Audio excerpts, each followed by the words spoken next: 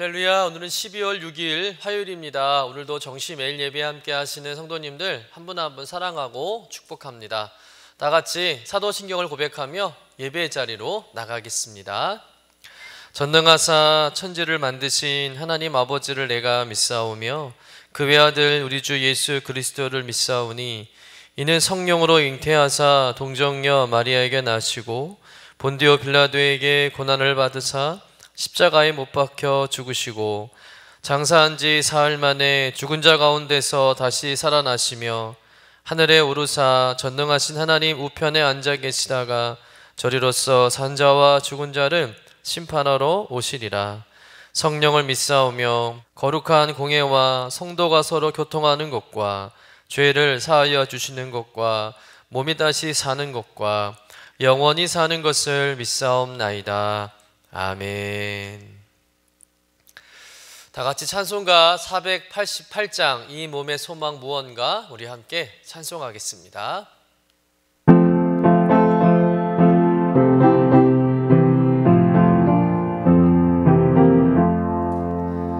이 몸의 소망 무언가 우리 주 예수뿐일세 우리 주 예수밖에는 믿으리야 주 없도다. 주 나의 반석이시니 그 위에 내가 서리라 그 위에 내가 서리라.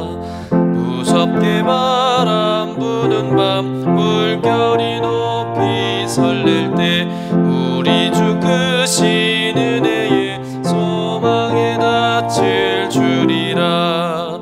주 나의 반석이시니 그 위에 내가 서리라 그 위에 내가 서리라.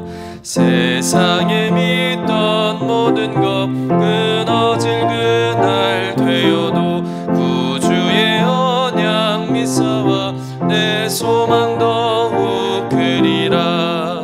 주 나의 반석이시니 그 위에 내가 서리라 그 위에 내가 서리라. 바라던 천국 올라가 하나님 앞에 배울 때 구주의 의를 힘입어 어여치 바로 서리라.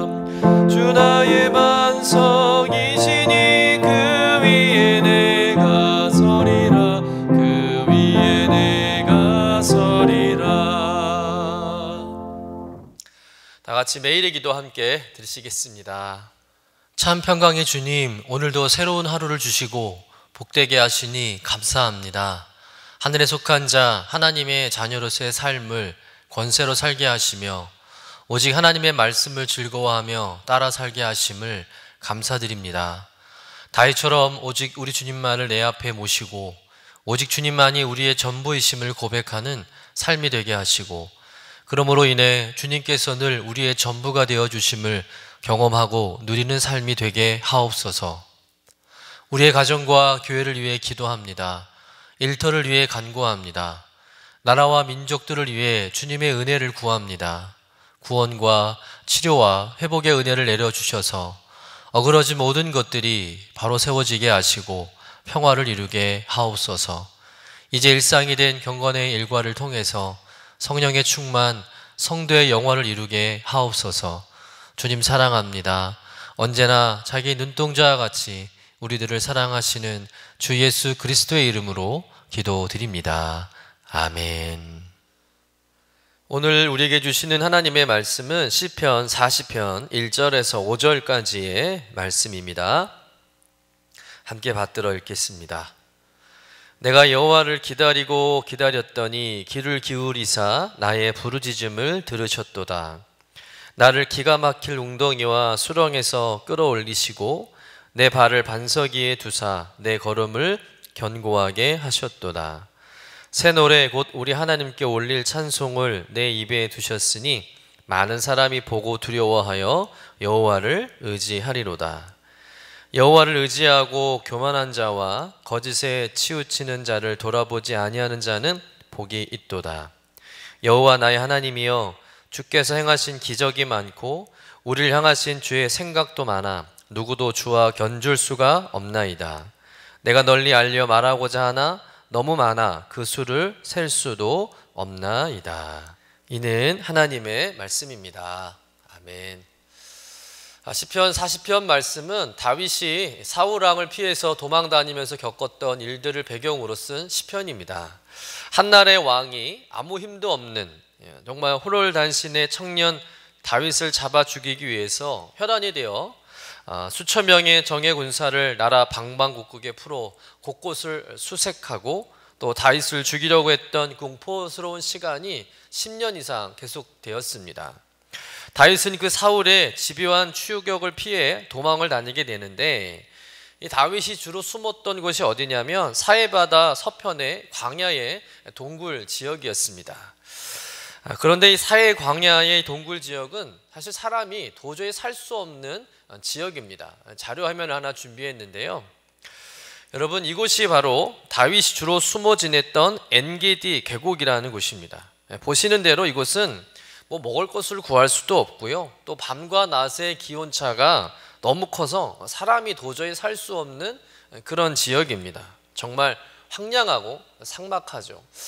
아마도 다윗이 이런 곳에서 숨어 지내다가 먹을 것을 제대로 먹지 못해서 영양실조에 걸리기도 하고, 때로는 추운 가운데 자다가 감기도 걸려서 죽을 고비를 여러 번 넘겼을 거라 생각이 됩니다. 또한 이 절벽 같은 곳에 동굴이 있었기 때문에 자칫 발을 잘못 디디면 청길 낭떠러지로 추락해서 죽을 수도 있는 아주 위험천만한 곳이 다윗이 숨어 지냈던 이런 동굴이었던 것이죠. 하지만 다윗이 이렇게 사람이 쉽게 찾아오지 못하는 위험하고 또 거친 곳으로, 험한 곳으로 피할 수밖에 없었습니다. 왜냐하면 좀 피할 만한 곳은 사울이 다 알고 있고요. 또 자기 군사를 매복시켜 놓거나 아니면 사람들이 다윗을 보면 바로 사울 왕에게 신고를 합니다. 그래서 사람들이 살만한 곳에는 다윗이 머물 수가 없는 거예요. 그러니까 이스라엘 땅에서는 다윗이 숨을 곳이 없는 겁니다. 그러다 보니 사람이 도저히 살 수 없는 곳까지 가서 다윗이 숨을 수밖에 없었던 것이죠.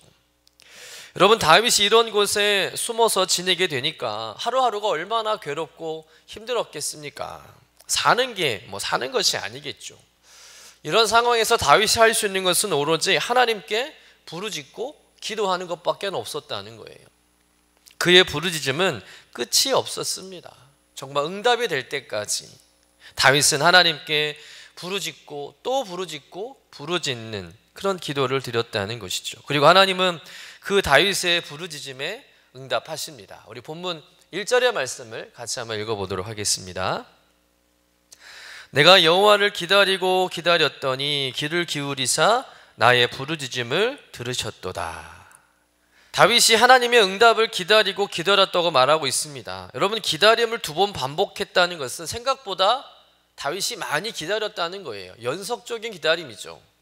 또 그만큼 다윗의 기도가 처절했고 간절했다는 의미이기도 합니다.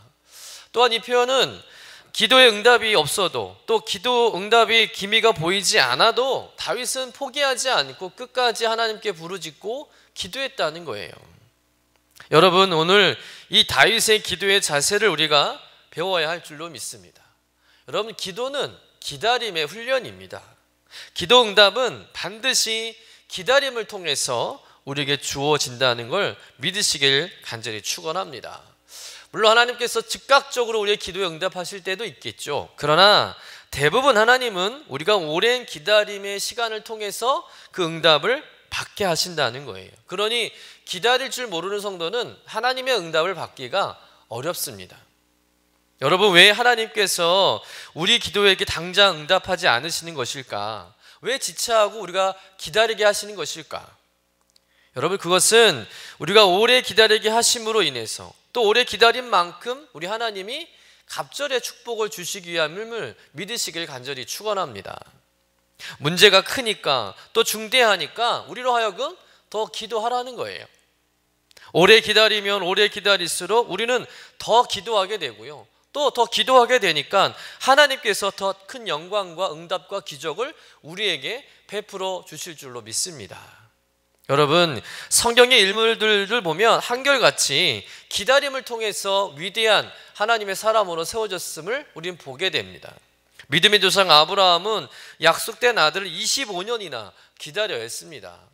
또 이스라엘의 최고 민족 지도자로 세움받은 모세도 한때는 스스로 자만해서 지도자가 되려고 했지만 미디안 광야에서 40년간의 인내의 세월을 통해서 그 기다림을 통해서 그가 지도자로 세워진 것이죠.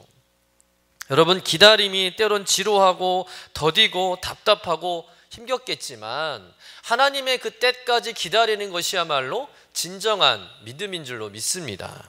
다른 방법은 없는 거예요. 여러분, 기다릴 줄 아는 자가 마침내 축복의 주인공이 되는 줄로 믿습니다. 그러므로 여러분, 기도 응답이 당장 오지 않는다고 낙심하지 마시고 하나님께서 내게 더 좋은 것, 더 큰 것을 주시려고 나를 기다리게 하시는구나, 그런 믿음을 가지시고 오히려 이렇게 기도했으면 좋겠어요. 하나님, 저에게 인내하는 믿음을 더하여 주시옵소서. 더 기다릴 수 있게 하시고 포기하지 않게 하시고 끝까지 응답을 받을 때까지 기도할 수 있는 힘을 주시옵소서. 여러분, 그렇게 기도하시는 여러분 되시기를 주님의 이름으로 간절히 축원합니다. 이어서 2절에서는요, 다윗이 어떤 절망 가운데 빠졌었는지를 짐작하게 하는 고백을 하게 되는데요, 우리 2절 말씀 같이 한번 읽어보도록 하겠습니다. 나를 기가 막힐 웅덩이와 수렁에서 끌어올리시고 내 발을 반석 위에 두사 내 걸음을 견고하게 하셨도다. 자, 이 말씀에서 참 인상적인 단어가 있죠. 바로 기가 막힐 웅덩이와 수렁이라는 단어죠. 지금 다윗은 자신이 당한 위기를 기가 막힐 웅덩이와 수렁이라고 표현하고 있다는 겁니다.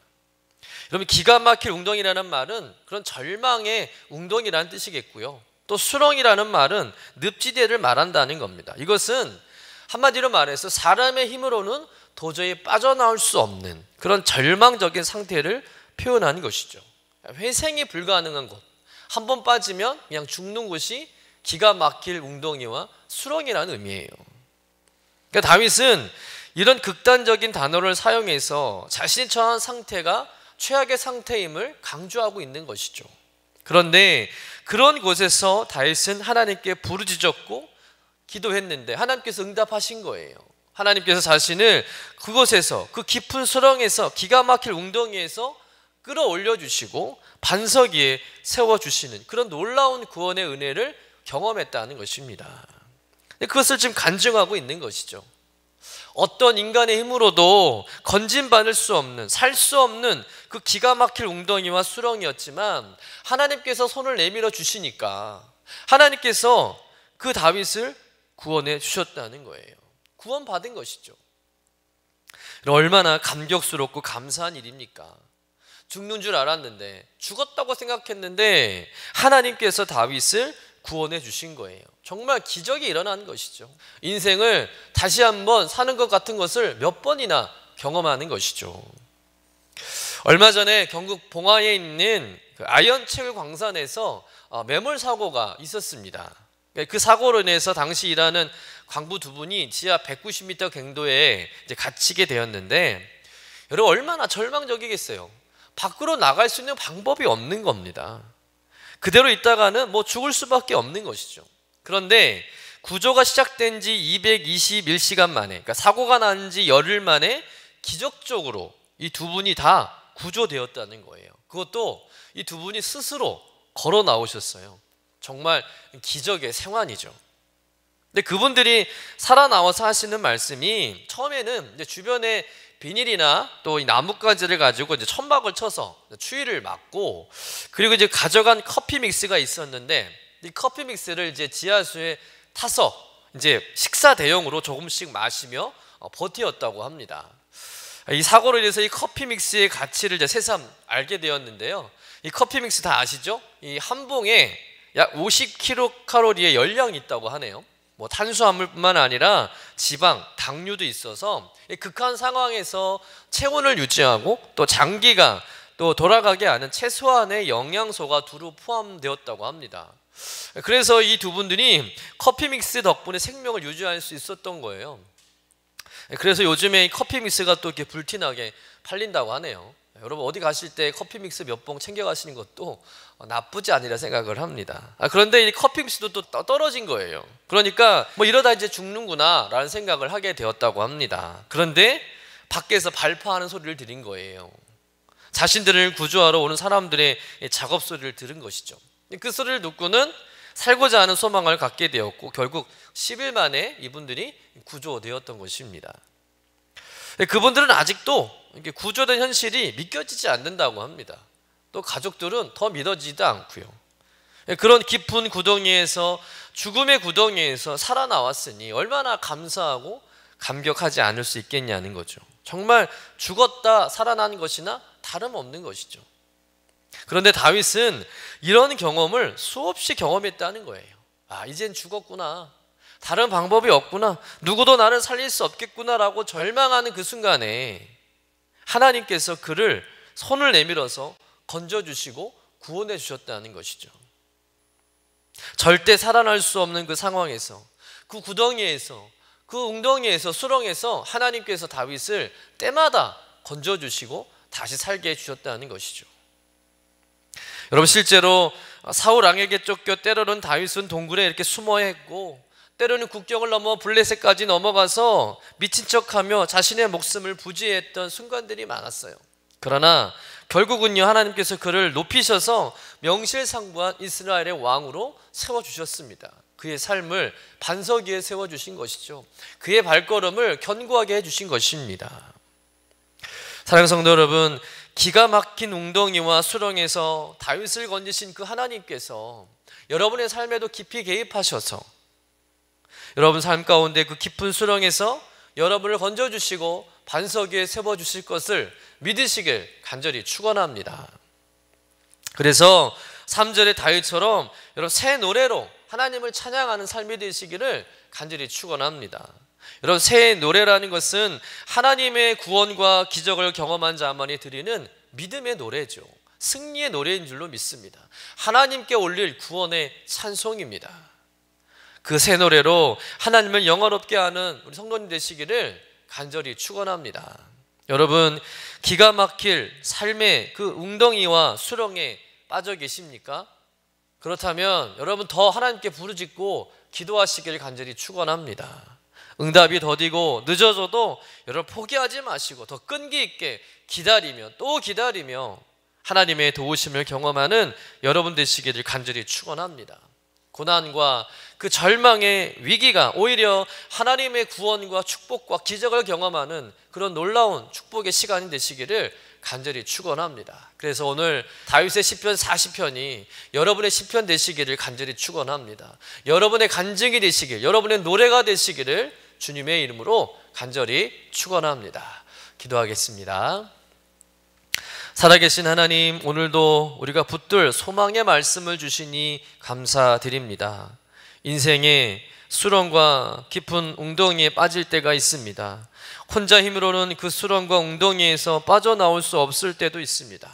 주님, 그때마다 포기하지 않게 하시고 하나님 앞으로 더 나아가 부르짖고 기도하고 지치지 않고 하나님의 응답을 받을 수 있는 은혜를 허락하여 주시옵소서. 특별히 기다림에 지쳐 낙심하고 좌절 속에 있는 영혼들이 있습니까? 모든 낙심과 좌절은 떠나가게 하시고 주님의 그 약속의 말씀으로 새 노래를 부를 수 있도록 은총을 더하여 주시옵소서. 우리를 새롭게 하실 주님을 찬양하며 거룩하신 예수님의 이름으로 기도드립니다. 아멘. 하늘에 계신 우리 아버지여, 이름이 거룩히 여김을 받으시오며 나라가 임하시오며 뜻이 하늘에서 이루어진 것 같이 땅에서도 이루어지이다. 오늘 우리에게 일용할 양식을 주시옵고 우리가 우리에게 죄 지은 자를 사하여 준 것 같이 우리의 죄를 사하여 주시옵고 우리를 시험에 들게 하지 마시옵고 다만 악에서 구하시옵소서. 나라와 권세와 영광이 아버지께 영원히 있사옵나이다. 아멘.